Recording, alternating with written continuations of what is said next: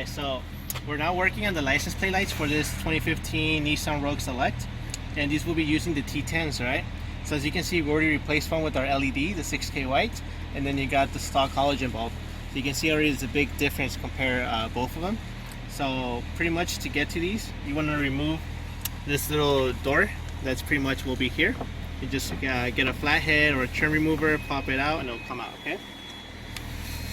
Once you have that out, you'll actually be able to see there's actually you can see the actual sockets right there.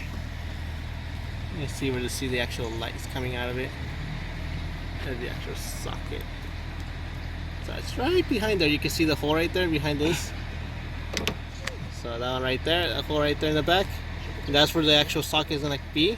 So you pretty much just gonna twist it, pop it out, and just pull out your bulb and put in the new one. Okay, so I'll do that now. Simple as that. This will be the new LED. Make sure that when you install this type, you want to make sure you get it as straight as possible, because you don't want to make. Okay, so pretty much you want to make sure you avoid having the contacts touch any of these little chips in the center, because that can cause it to short out. Okay, so what you're gonna do is make sure when you install this, it goes in as straight as possible. Okay.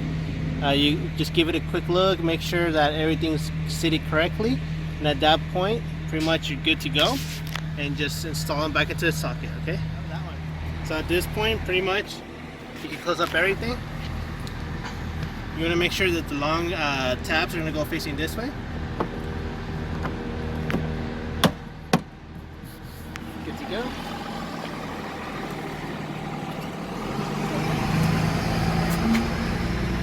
And that's how they're gonna look like. Alright guys, so if you guys have any questions, please let us know. We're more than happy to help you out, and thank you for watching. Beautiful morning, yeah, the sun